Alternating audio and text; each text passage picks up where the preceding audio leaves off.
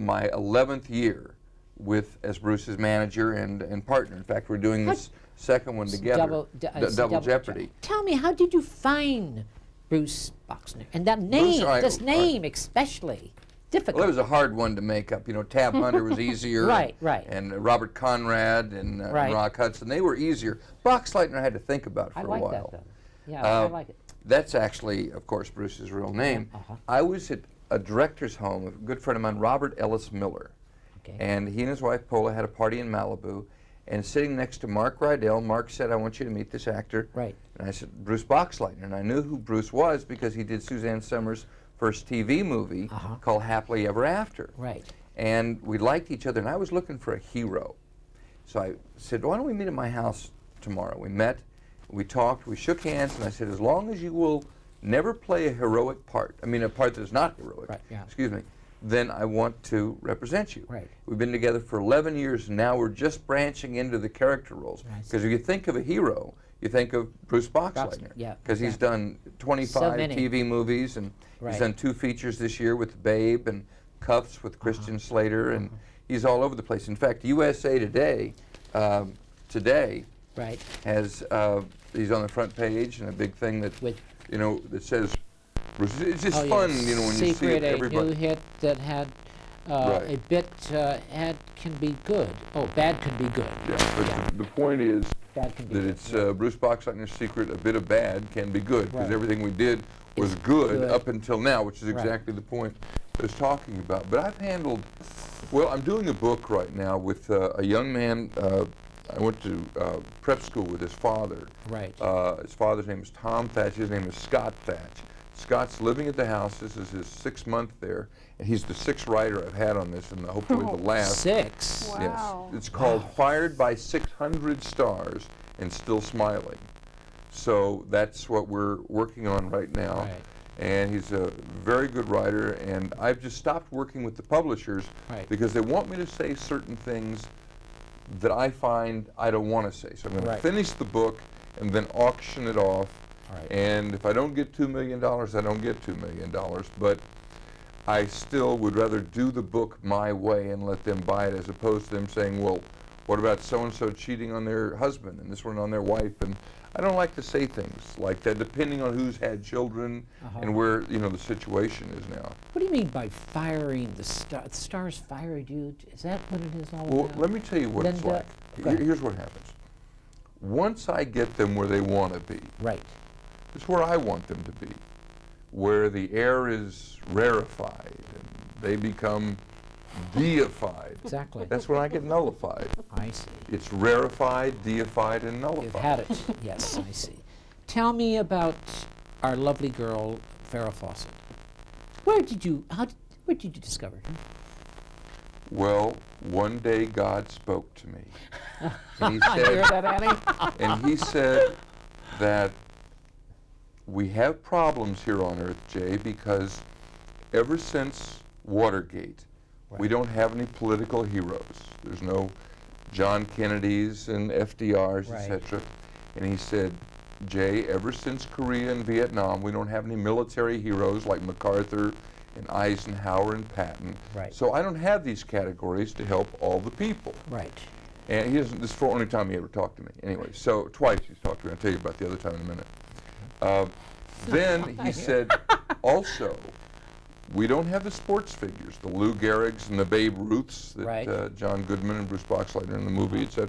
We don't have those sports figures anymore. Now the guys are, Joe Namath's a nice guy, but he has a commercial for pantyhose, which God was not thrilled about. And, you know, and all the others that are doing commercials for, you know, electric lawnmowers and electric high garages. So all that was really left was show business and music. And God was a little worried because music was all, had the spiked haircuts and the spiked bracelets. So he said, we need a good image, somebody that's pro-exercise and religious and is a good example, anti-alcohol, anti-drug. And he says, I'm going to introduce you to this angel, Farrah Fawcett Majors. And your job will just be to tell people that she is the role model for the world. And in the 70s, Farrah Fawcett became the biggest name worldwide. Certainly did. And I never heard from God again, so I thought I had done something wrong.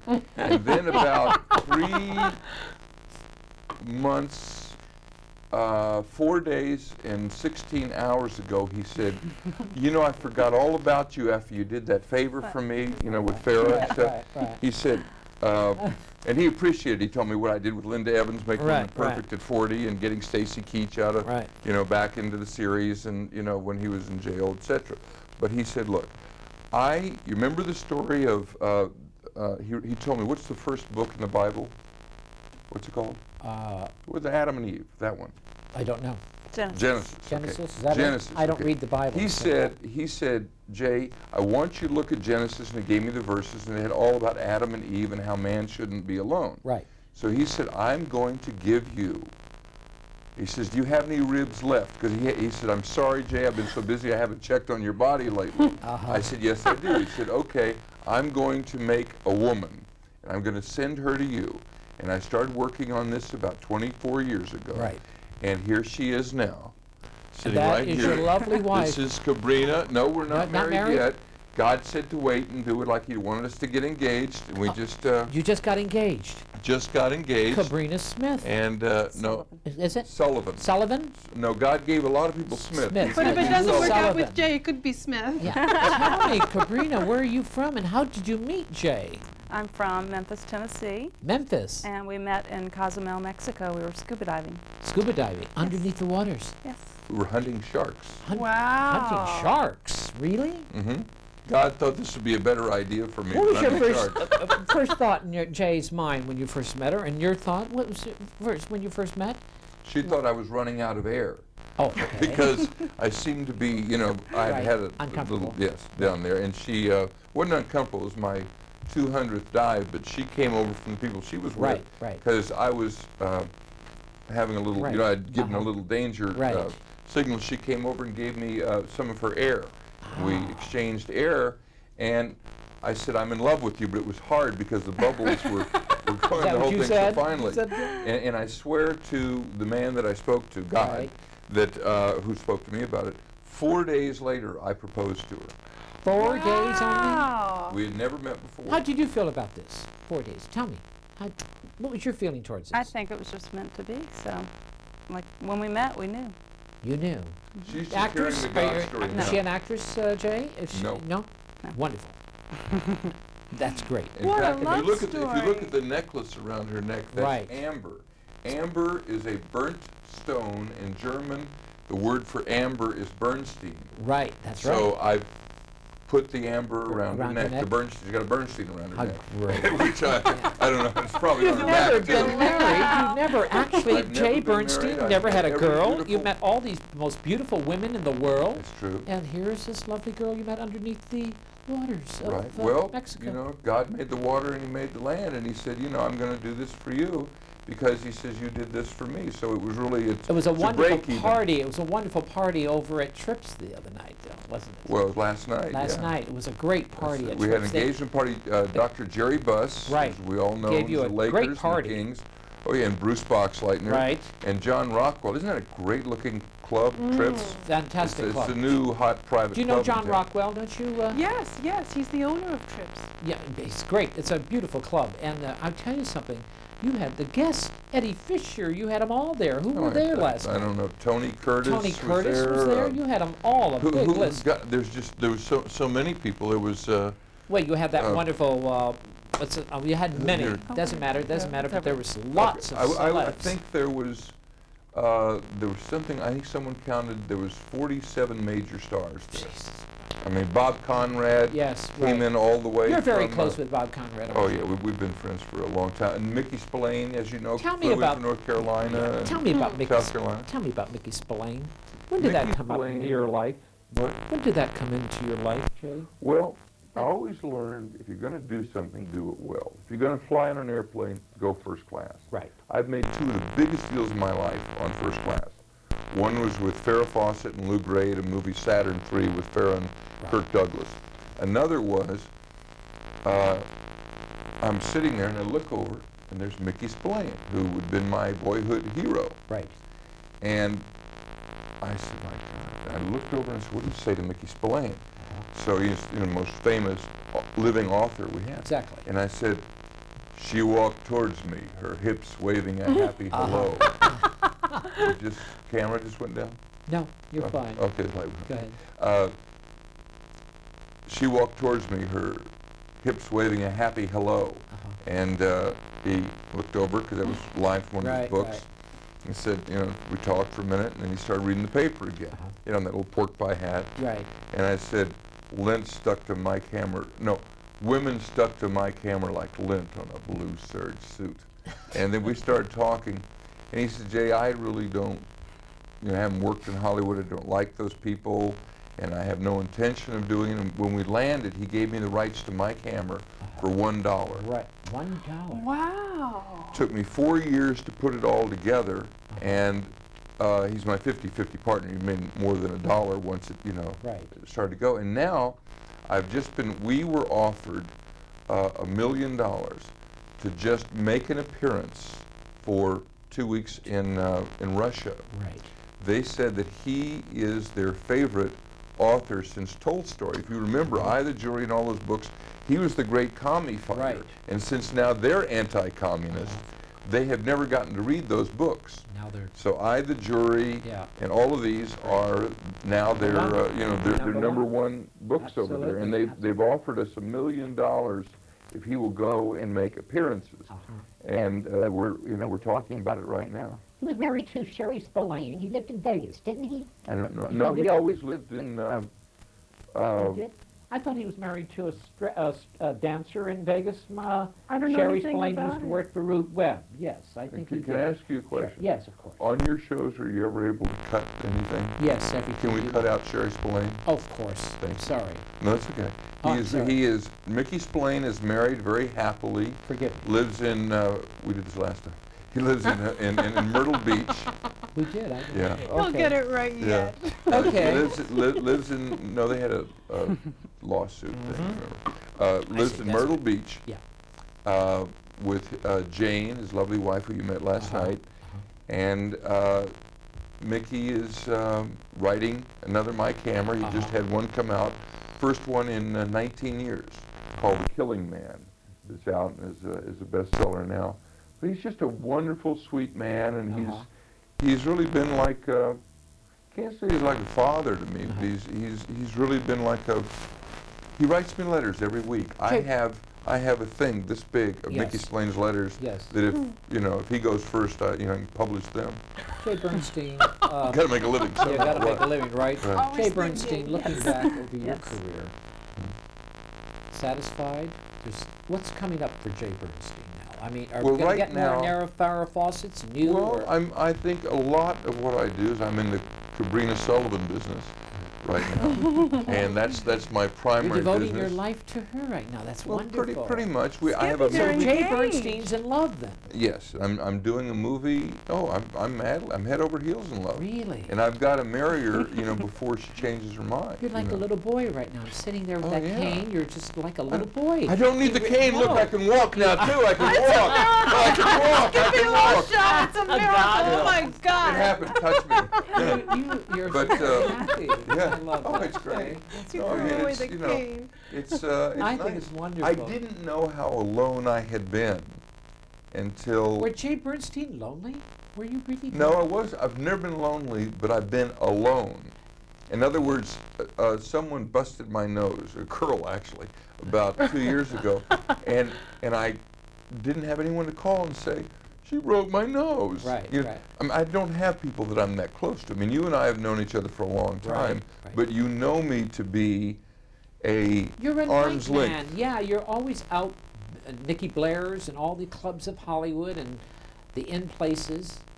Is that what really Jay Bernstein wants, the in places in Hollywood? Not really. No. You found this lovely lady from Tennessee. Memphis. I think it's great. I think it's so. That's what really Jay Bernstein, deep in the heart, is what Well, the going out has always been if you're by yourself. See, think of your life, you the audience. If you didn't have your wife or your husband or your children, and I don't have my parents. So if you don't have anybody and you're all alone, your life is different than it would be if you're going right now and say, well, I'm doing this for my kids, I'm doing this for my mother in the rest home, I'm doing this for my father and the what. I'm not doing anything for anybody. And now the only thing I have to remember, and I don't want to put this. What is that? I keep this here to remind me that I am engaged. It says, Don't panic. Don't panic. And What does that mean? What does that all it just mean? means be cool. Be You know, cool? it's cool. And, Is Jay Bernstein cool now? Were you panicking before? When? Well, whenever. Before you wore that pen. Were you panicking before? No, I'm You've not always been I'm cool? not a panic person. I'm a. You're a I'm level man. You're a level man. You know exactly no, I what. would say I'm okay. I've always figured 1/3 of the people really like me a lot. Right. 1/3 of the people don't like me at all, and 1/3 of the people just don't give a shit. That's right. And so it's like it's just dependent, and so I'm different things to different people. Right. So when I'd get up in the morning, okay, I'd hear a clapboard. Right. And I'd say, okay, I'm on. I'm Jay Bernstein. Right. When I go to sleep at night, probably the last words I'd hear would be like, it's a wrap. Because when I hear your name at Mateo sometimes, I hear Jay Bernstein's in there. I hear sometimes at the bar there's some new girls from Tennessee or Alabama or whatever. Mm-hmm. They straighten themselves out real quick. They want to be the next Farrah Fawcett. Mm-hmm. How do you handle that, Jay? When you walk into a place, it's like they know who you are and these girls are coming on to you. Now you're going to get married. I mean, how are you going to handle I this? handled it fine. I don't know how she's going to handle it. But How are you I'm going to fine with how it. are you going to handle that? I mean, you'll handle it because that's his business. He's a producer. Right.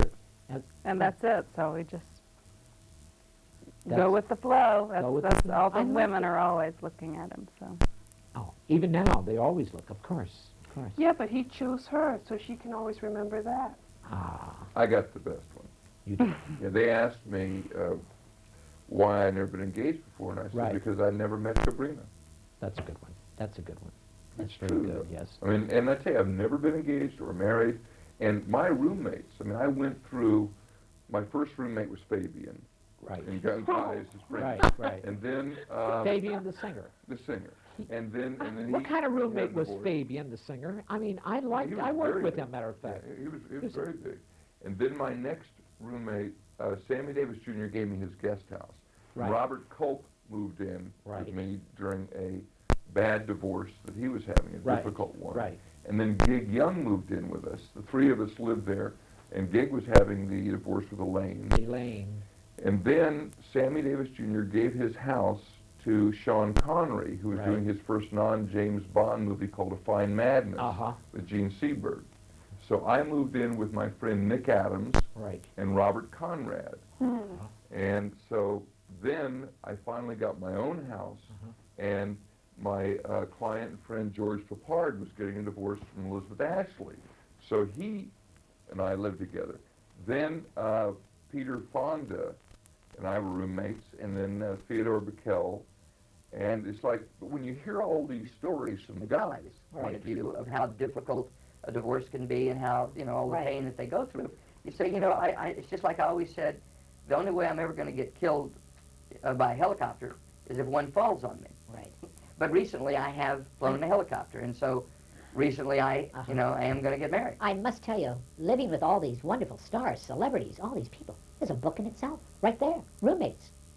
What's these roommates all about? You've lived with them all. I mean, going down the line.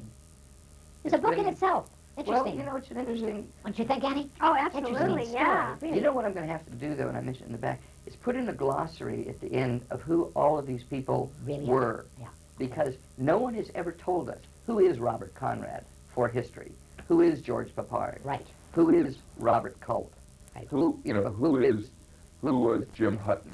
Right. I mean, I look in a room in my house, Jim you Hutton. know, it's sort of like a ghost room, because I've got my picture with Will Geer, Jim Hutton, Gig Young, Sammy Davis Jr., your friend Mae West, Jack Dempsey. It goes on and on, but I mean, there's just a lot of So you people do feel who aren't with us anymore. Yeah, and so Jay Bernstein. Nick Adams. How about Jane Mansfield? Let's get back with Jane Mansfield. Did you ever meet her in your day, Jane? Well, I can honestly say, and you can read it in the Yeah. book, she raped me. She raped you? Yeah, but you know No, what? that's It wasn't, okay. It wasn't That's just okay. at an She inconvenient seduced time. you. She seduced you, would you say, or Well, rape? I had rape? to tell my girlfriend at the time it was Right. rape because, well, let me ask you a question. If Right. someone chases you around their living room, you Right. trip on an ottoman and they jump on top of you and rip your Right. pant leg, is that rape or seduction? Uh, I mean, now today with Clarence Hill and I see. Mike Tyson. I love the story. And, I and love the story when William Kennedy Jane. Smith. I love the story when Jane Mansfield goes to the awards, the Oscar, and she has her little Pekingese in her boobs. Did you know that? Ann? She puts her Pekingese in between her boobs. Doesn't everybody? And well, that's Edie Williams or whatever. But she has his Pekingese in between her boobs, and when a guy comes up to pet it, the guy gets the Pekingese bites his finger off, and she gets the biggest kick. She laughs and laughs. That's what. That must be her kick. That was Jane wild like that, really? Was She's pretty wild. She was a nice lady, though. She was. She really was. She was a lot of fun. She just, a couple of martinis, her personality would change a lot. Who are some of the people looking back over Jay Bernstein's life in Hollywood? Because you had such a great life in Hollywood. Oh, darling, you don't know I'm not your husband. dying. Your husband, I know that. But your husband has had, he's Mr. Hollywood, I must tell you. He's not Mr. Producer, or I say Skippy Lowe looks at Hollywood, but this man is Hollywood. I wanted Because to I grow up want and to be tell Warren you, Beatty. But it's funny because Warren just got married. Yes. And that's what people were saying. and you were on the close telephone. with Warren. You were very close with Warren. Well, we You know grew them up all. to the same age. Yeah, you knew them all. Except he's 10 years older. You're about the same. Did you get that? I can't make that up. I like that. I have a good answer when people ask me how old I am. Go ahead. I won't ask. I won't Go know. ask me because I can answer. How old are you, Jay Bernstein? 10. 4 times around, Jay. I'm just 10. Just 10. You never want to grow up. But you do love Hollywood, don't you? I do. What makes Hollywood exciting for Jay Bernstein? What does Hollywood do to Jay Bernstein, really? It makes me feel that there's a lot that I have to teach other people. It doesn't excite me because I am now part of it. There are very few people left that knew what I was here during the studio system. That's right. And I felt like I was a studio when it was over. But there's so many of these young people that just don't have a clue. I think that my responsibility, if God would ever speak to me again, would be to help these people to learn what it's about. How can I save somebody, let them know, look, there's 6 roads that all look alike. They all look like they're paved with gold, but there's 4 of them with fool's gold. Right. And you go 3 years down it, you're just going to get to where the bridge is out and have to come 3 years back, and that's from age 23 to 30, and it's over for you. So how do you pick the right 2 roads? And I try to explain to people. I give as many lectures to as many people as I can to big, groups. You do to say, lecture around the world. yeah, and I've never